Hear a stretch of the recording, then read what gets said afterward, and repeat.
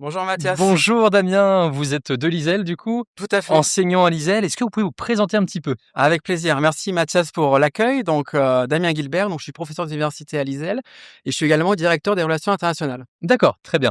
Alors du coup, vous êtes professeur des universités, mais dans quel domaine? Ah, ça c'est une très bonne question parce qu'en fait au Havre, on a 2 spécialités d'ingénieurs, donc on est spécialité de logistique et moi j'interviens dans la spécialité qui a ouvert en septembre 2024. Donc D'accord, c'est la spécialité mix énergétique et réseau intelligent. d'accord. Donc nouveau parcours à Nouveau l'ISEL. parcours et on vient d'entamer la 2e année depuis D'accord, septembre OK. 2025. Et c'est quelque chose dont vous êtes plutôt content du On est coup? plutôt content, ça commence à prendre forme parce que la première année, bon, on n'a pas eu beaucoup d'étudiants, ce qui est normal parce que la Bien sûr. spécialité venait juste d'ouvrir. On a eu une dizaine d'étudiants et là, on est monté à 23 étudiants D'accord. pour Ah la oui, première donc année. ça monte tout petit, Donc ça monte un petit petit peu à en petit, puissance, il y a le etc. bouche à oreille qui se Bien sûr. fait, on D'accord, on fait pas mal de salons, enfin, OK, on très essaye bien. de promouvoir la spécialité autant qu'on peut pour attirer des étudiants. OK.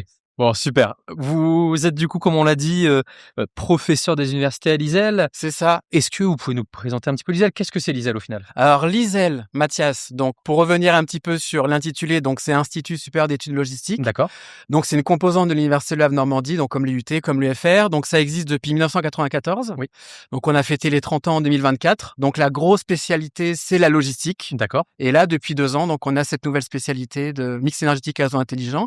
Et l'ISEL est sur 2 autres campus. Donc il d'accord, y a un campus à Vernon et à Puteaux. d'accord, Donc à Vernon, il y a 2 spécialités, la spécialité mécanique et production et une spécialité tout ce qui touche système de production durable. Et il y a aussi également un campus à Puteaux, donc on a une spécialité mécanique et production également. Et donc ça se fait en alternance d'accord, à Vernon et à très bien. Puteaux. Et à l'ISEL également, on a une spécialité aussi en alternance avec la logistique. Donc à partir de la 4e année, donc les D'accord. étudiants peuvent faire rentrer en alternance. OK, très bien. Mais et comment ça se passe en fait pour entrer à l'ISEL? Est-ce que c'est une école d'ingénieurs, C'est ça. rattachée à l'université? Est-ce qu'il faut faire une classe préparatoire peut-être pour y entrer avant? Alors en fait, Mathias, tu fais bien de poser la question parce qu'on a le cycle ingénieur complet de 5 ans. Donc on a la classe préparatoire, D'accord, donc qui est accessible sur concours. Et donc au bout des 2 ans, donc les étudiants peuvent aller dans l'un des parcours d'ingénieurs qu'on a, que ce soit au Havre, à Vernon d'accord. ou à Puteaux. Donc une prépa intégrée Ou une prépa directement. intégrée pendant 2 ans. OK, Ou si tu veux, l'idée, c'est de leur faire acquérir un maximum de connaissances, que ça soit dans le génie électrique ou génie logistique ou mécanique, pour qu'ils puissent après démarrer une 3e année dans les meilleures conditions. d'accord. Donc une prépa en 2 ans et du coup prépa j'imagine, obligatoire pour aller à l'ISEL ou est-ce qu'on peut venir d'une prépa extérieure On et on intégrer la on peut 3e on peut année? venir, Mathias, d'une classe préparatoire extérieure. D'accord. Par exemple, MPSI ou des choses comme ça? MPSI, par exemple, on recrute également des étudiants donc sur dossier, donc ils peuvent venir de BTS ou bien de D'accord, BUT qui remplace le DUT bien sûr. depuis 2021. OK. Donc on accueille également des étudiants, D'accord, très bien et voilà, imaginons, un lycéen qui aimerait intégrer la l'ISEL mmh mh, dès la première année. mmh. Est-ce qu'il faut des prérequis? Est-ce qu'il faut des spécialités en particulier pour avoir, le plus de chances possible pour intégrer l'ISEL?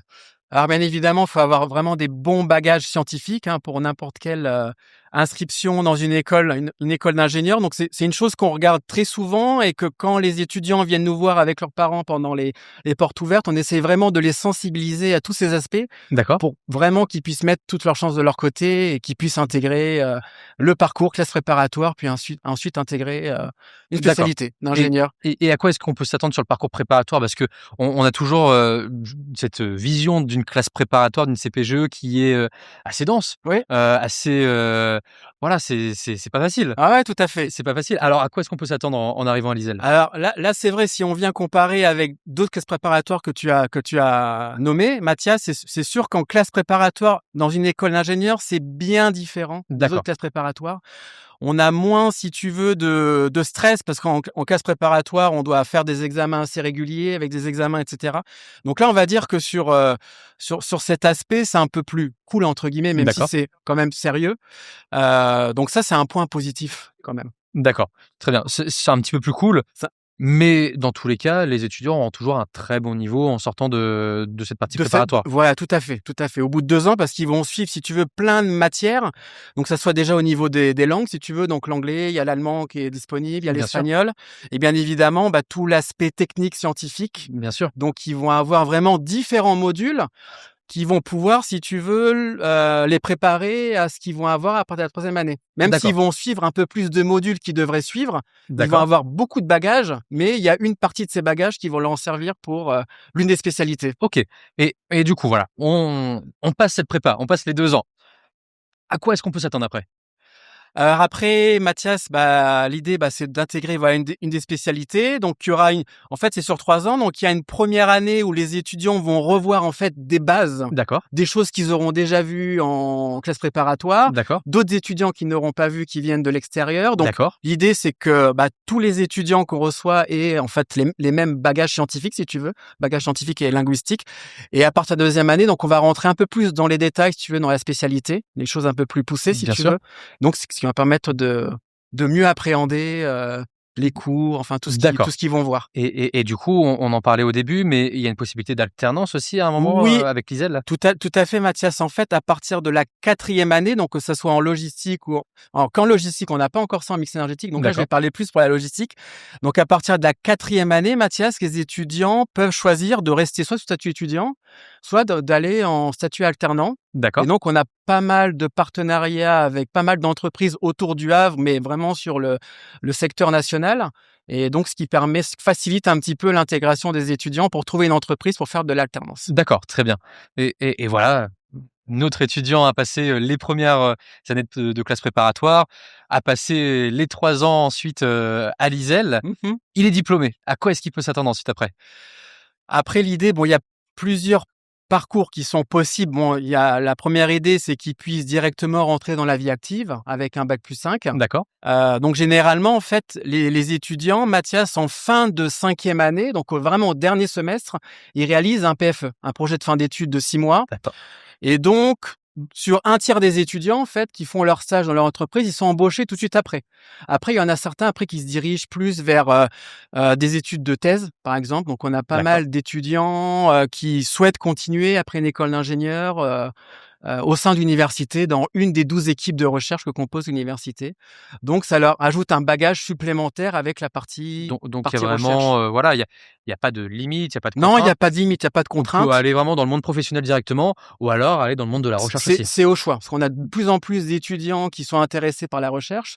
Donc ça, c'est une vocation qui est créée, en fait, Mathias, sur, ce cycle ingénieur, sur les 3 dernières années, parce qu'on a, sur certaines années, des séminaires de recherche qui sont effectués par des enseignants-chercheurs de l'ISEL, mais de l'université en général, qui permet de présenter un petit peu les activités de chaque équipe de recherche. Et je pense que D'accord, ça leur donne des idées aux bien sûr. étudiants en se disant: «Pourquoi pas moi?» Ouais, sensibiliser un petit peu à la Sensibiliser recherche. un petit peu à la recherche. Bien sûr. Et donc on a de plus en plus d'étudiants qui sont intéressés pour OK. continuer avec nous au Havre, au sein des 12 équipes de recherche que compose l'université. Parce que c'est vrai qu'on est bien au Havre, Ah, on est bien, on est bien au Havre. Il y a on en parlait avec, les intervenants tout à l'heure, avec Vincent, avec, Nicolas Larcher. mmh, Il y a une qualité de vie étudiante, au Havre. tout à fait. À l'ISEL, il y en a À une, l'ISEL aussi. également. Est-ce que vous pouvez nous en parler un petit peu? Quelles sont les conditions de vie des étudiants, à l'ISEL, par exemple? Elles sont très, très bonnes parce que des fois, ils organisent toutes les 2-3 semaines. Donc on a un bureau des étudiants, Ouais, le BDE, qui organise pas mal d'événements tous les mois. Donc ils invitent les étudiants, mais également les enseignants à venir. d'accord, Et on se retrouve généralement vraiment dans un environnement vraiment très convivial où on a le temps de discuter en dehors des cours que habituellement on n'a pas l'occasion de bien le sûr, faire. Donc c'est vraiment l'occasion d'échanger avec eux, de savoir un petit peu comment ça se passe au niveau des cours et de voir un petit peu qu'est-ce qu'ils souhaitent faire un peu par la suite, bien que sûr. ce soit pour l'international, pour les stages ou bien pour leur poursuite d'études ou qu'est-ce D'accord. qu'ils veulent faire après. Donc ouais, les enseignants restent aussi très Très disponibles. disponible, on a vraiment un regard bienveillant avec eux. On essaie vraiment D'accord. de les aider, vraiment de les tirer vers le haut. D'accord. Avant de passer au côté international, parce que vous êtes responsable de Mmh. l'international de l'ISEL, peut-être une question sur, voilà, le nombre d'étudiants dans les promotions à l'ISEL. Est-ce qu'il est important? Est-ce qu'il est raisonnable? Parce qu'on est quand même une université aussi à taille humaine, on l'a dit Ouais, plusieurs tout fois. tout à Est-ce fait. qu'il est raisonnable? Avoir aussi un nombre d'étudiants raisonnable, ça permet, j'imagine, d'échanger plus facilement avec les enseignants? Exactement, donc c'est une très bonne question, Mathias, parce qu'il faut toujours, en fait, si tu veux faire un équilibre entre, le nombre d'étudiants qu'on peut accueillir et si au niveau, de l'équipe enseignante, si on arrive à répondre à leurs besoins. Parce que Oui, l'idée, en fait, c'est de pouvoir fournir la même attention à chaque étudiant. et pas d'en laisser un de côté qui malheureusement peut causer quelques petits soucis par la suite, arrêt Bien des sûr. études entre autres. Donc là en première année, Mathias, en classe préparatoire, on a une cinquantaine d'étudiants. D'accord. Donc ce qui est bien, je trouve que c'est un bon chiffre. Si on allait au-dessus de 50, si tu veux, je pense que ça pose problème au niveau du suivi. Trop peu, en fait, ça sera un peu négatif pour nous, pour l'attraction en Bien fait sûr. des formations. Donc je pense 50 étudiants, c'est déjà bien. Et puis au bout des 2 ans, bah, ces étudiants, en fait, ils vont pouvoir se diriger vers une spécialité plutôt qu'une autre suivant leur D'accord, du coup, on va se retrouver dans des plus petites plus promotions, petite 20, promotion. 30 par 20, exemple? 30, c'est ce qu'on a à peu près. OK. En mix énergétique, on a à peu près 20 étudiants, Mathias, ce que je D'accord. te disais. Ouais, tout à fait. Et en logistique, on a à peu près 30 étudiants là en troisième année. D'accord. Oui, donc Donc c'est ça un bon et chiffre, hein, oui, donc ça permet vraiment d'accompagner d'accompagner presque, les c'est ce étudiants. qu'on disait tout à l'heure, un accompagnement personnel, en fait Personnel, tout à fait, tout à et ce qui fait. est très important et ce qui est assez rare, j'imagine, ce qui n'arrive pas dans tous les Dans établissements. tous les établissements, donc c'est vraiment un plus qu'on essaie Ouais. vraiment de valoriser, Oui, bien sûr lorsqu'il y a des occasions, les portes ouvertes ou d'autres occasions qu'on c'est et une image qu'on aimerait véhiculer, qu'on aime bien véhiculer, sûr, ouais, tout à fait et c'est quelque chose qui plaît aux étudiants qui sont déjà qui présents, sont déjà présents ouais, bien à sûr. l'ISEL, hein. OK, très bien. Peut-être parler de l'international. Vous êtes Ouais! responsable des A relations internationales avec de plaisir l'ISEL? Mathias. Donc Et responsable des relations internationales depuis, mars 2024, donc ça d'accord, fait ça fait un peu plus d'1 an. On a actuellement une trentaine de partenaires. d'accord, Donc on a des très bien. partenaires États-Unis, Amérique latine, donc le Chili, la Colombie, l'Argentine. On a l'Europe, en Irlande, l'Italie, enfin l'Espagne, beaucoup de destinations, également en Asie. OK. Là, on a ouvert une destination vers la Thaïlande depuis l'année dernière et on a 7 étudiants qui sont en Thaïlande Ah actuellement et qui super, suivent une formation d'accord. Donc c'est vrai qu'il y a une possibilité pour nos étudiants d'aller justement dans ces pays-là. C'est tout l'intérêt en fait d'avoir des relations à l'international. Voilà, tout à fait, Mathias. Et en fait, ce semestre à l'étranger, en fait, il est obligatoire pour tous les étudiants qui restent au statut étudiant. Et donc, ça se passe en quatrième année au semestre de printemps. Donc là, les étudiants actuellement, ils sont D'ac éparpillés un peu partout, d'accord. Amérique latine, Donc en fait Europe c'est et Asie. soit à l'alternance, soit à l'international? Soit à l'international, c'est ça, D'accord, c'est ça. très bien et du coup, vous, quel est votre rôle en tant que responsable des relations internationales? Plutôt votre rôle pour les étudiants. Est-ce que vous Alors êtes une personne ressource et cetera? Alors de ressources, c'est tout à fait ça, parce qu'en fait, il y a un premier aspect, Mathias, c'est déjà de leur présenter les partenariats, les destinations qui seront ouvertes. Donc c'est des réunions en fait que je fais à N-1. Donc D'accord, par exemple, c'est des réunions que j'ai fait en 2025 pour 2026. Donc déjà savoir les étudiants où ils souhaitent aller et après vraiment les accompagner, les guider. Donc en compagnie de mes collègues. Donc tout à l'heure, il y aura ma collègue Karine Bruban aussi qui s'occupe des relations internationales, tout donc à tu fait. pourras lui poser des questions sur ce sujet.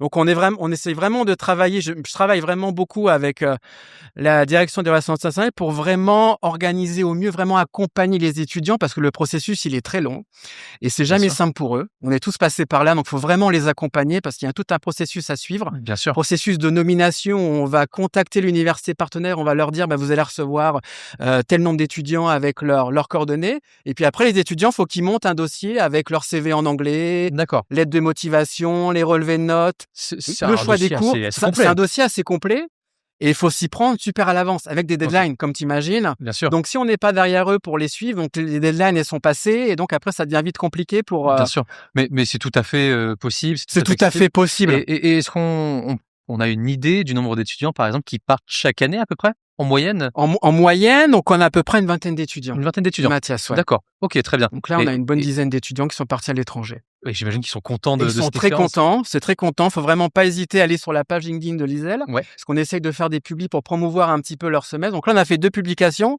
de 7 étudiants qui sont partis en Thaïlande et 2 étudiants qui sont en Norvège. Donc on essaie d'accord, de promouvoir, OK, montrer un petit peu ce qu'on fait à l'ISEL pour attirer des étudiants et bien faire. L'idée, Mathias, c'est également de développer la mobilité sortante, mais également la mobilité entrante. ah oui, parce que du coup, vous avez aussi des étudiants qui sont à l'ISEL, des étudiants, Étrangers étrangers qui et sont à et l'ISEL? l'année dernière, on a reçu un étudiant colombien et ça s'est super bien D'accord, passé très et bien, donc l'idée, c'est vraiment de véhiculer une bonne image et bien que sûr. les étudiants, voilà, en parlent autour d'eux et ils incitent à faire venir d'autres étudiants. Donc vraiment l'ISEL a un volet international International assez très fort, assez assez fort, ancré. assez fort. Mais au-delà en plus du volet international, c'est vrai qu'il y a un ancrage territorial assez fort, Assez fort, hein. avec notamment les entreprises et cetera. Tout à Est-ce que fait. vous pouvez nous en parler un petit peu? Ouais, on a pas mal de partenariats. Bon, on a déjà Aropa, enfin, on travaille beaucoup avec eux sur tout ce qui est, port du futur, tu sais, tous les aspects logistiques. Donc on les invite assez souvent, on organise des fois des événements, donc on les fait intervenir autour de tables rondes ou de séminaires et puis nous ce que ça nous apporte, c'est qu'ils peuvent accueillir après nos étudiants pour des stages Ouais, tout à fait. ou bien pour une embauche après.